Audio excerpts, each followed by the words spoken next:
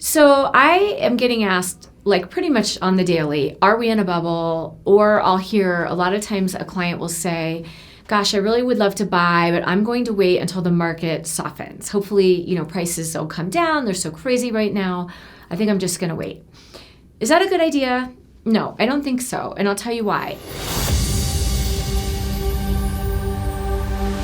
I mean, there are some instances where waiting is necessary. You're maybe just not in a position to buy. You don't have enough money saved. You're not budgeted to buy. You're just not in a good space. But I really think that you need an advocate and a mortgage advisor to make sure that that is the case. And the reason I say that is that a lot of people are hoping the market will fall and they'll be able to get in on a home and get their discount home. The issue with that is we have had 118 months of straight increase, trajectory on home prices. We are expected in 2022 to hit another 20% plus home increases. Now, nobody has a crystal ball and we don't know for sure. I'm just giving you what the predictions are in the market. People that watch these things, forecasters, economists, and this is what the prediction is. We have two things happening here. We have a prediction for home prices to continue to go up, number one, and number two, interest rates are predicted to go up. So right now, and I'm not quoting rates here, I am a licensed mortgage lender, so I have to be careful. I'm not quoting a specific rate to you. This is the average interest rate right now, the average from Freddie Mac's website. Right now, on a 30-year fixed rate mortgage purchase would be about 3.75%.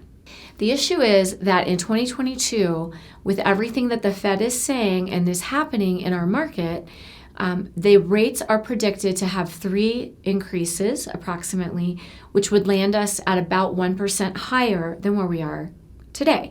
So instead of 3.75, you're talking like 4.75. So what happens on a home, let's just say $500,000 loan amount. And so let's say you had a $500,000 loan amount today at 3.75%. If you are to wait and get into a 1% increase environment in the interest rates, even if home prices stayed the same, which they're not predicted to do, but even if they stayed the same, for every 1% in interest rate increase, it affects your buying power by about 10%. So what that means is if you had a $500,000 loan at 3.75, your principal interest, this is before taxes and insurance, would be about $2,315, so $2,315 a month. If that same $500,000 loan went to 4.75, your payment would go up to about $2,600. So that's an increase of about $285 a month. If you were trying to keep your payment the same at that same $2,300, $2,315 a month payment, you would have to decrease your loan amount by 10%. So instead of $500,000, you're talking like $450, a $450 loan amount if rates were to go up 1%. So you can see how that could really affect your buying power. Now throw in the mix, home prices go up, rates go up. Now that could really make a difference. Maybe you no longer can buy a 4-bedroom home. Now you're looking at a 3-bedroom home. So for all those people out there that are thinking, oh, I'm going to wait for the market to come down, or I'm going to wait to save more money for a down payment, you really could be, shooting yourself in the foot there and doing a counterproductive move. A lot of times in this market, even rates in the 3s, 3.75%, excellent rate in our market. If you look at historically over the last 30 years, you're still in the lowest rate environment. And if you are able to get into a home with less down payment than maybe you originally were hoping, so maybe 5% down, and that payment was still affordable for you, that would make sense because you could ride the appreciation of that value up. That 20% value increase that hopefully we will be seeing, and there's no prediction for it to come down anytime soon. What are the reasons we're not in a bubble? Why are economists saying we are not in a bubble? Well, I'll give you some reasons. Number one, we have only about 1.8 months worth of inventory. That means about just over a month and a half worth of inventory. So we have so many buyers, way, way, way more demand, no supply, no inventory.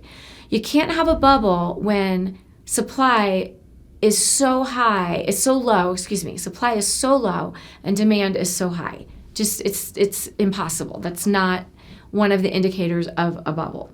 The other thing is lending rules, lending guidelines. We have lending guidelines today, and we have had for the last, going on 10, 12 years, ever since '08, that are very strict compared to what we used to have. People have to have more income versus debt. They have to have more money in savings. They have to be on the job and verify job history much more thoroughly than we ever used to have to do. Just so many more things in the guidelines that are strict compared to where we used to be, meaning that people are more qualified than ever to be in the homes they're in. So we're not going to see a bunch of people with adjustable rates, adjusting to a payment they can't afford, income not verified, stated income, and yet they really didn't make what they said. We just don't have that environment right now. The other thing is, with all of the increases we've been seeing over the years, most people today have they have much more equity in their homes than we ever had in the past. The average homeowner has 30% equity in their home today. That's huge. That's a big difference from '08. The other thing is that in today's market, with rates being as low as they are, people can afford a home, and people are selling homes before they even put them on the market. I mean, it's out of control. And rents are continuing to go up, which is pushing more renters into being home buyers, which just further adds to our demand issue. The other thing is that we have more homeowners, potential homeowners coming into the market than we've ever had, in a very, very long time.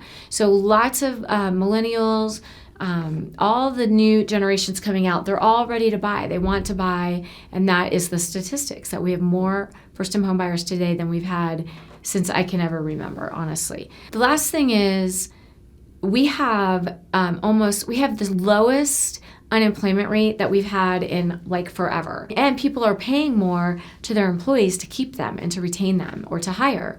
So people are making higher wages than they've ever made. There are better jobs than we've ever had, more of them. So really you don't see the things you would see in a bubble where people can't get a job to make their payments. And honestly, with where rates are today, even though house prices are higher, the average person today, when you look at their net income versus the monthly payment, are in a more affordable situation today than we were back in '08, in the 90s, because interest rates were higher. So even though home prices were lower, payments were higher and incomes were lower. So today we have higher incomes with lower payments because of interest rates being so low, even though the home prices are higher. So I hope that makes sense. So more affordability than we had before. So all these things do not they all are opposing indicators to a bubble. We are not in a bubble. Economists have guaranteed we are not in a bubble at this time. Now, that doesn't mean we won't be at some point in the future. Nobody knows. But there are no indications of us being in a bubble anytime soon. It's still an amazing time to buy. It's a great time to get into a home and ride that appreciation up. And if you want some help with that, planning your budget, figuring out how to get into the position to buy, I'd love to help you. I'd love to be your advocate, your advisor, and put together a great strategy and plan to get you into a home. Give us a call, Michelle Oddo, the Oddo Group, Illuminate Home Loans.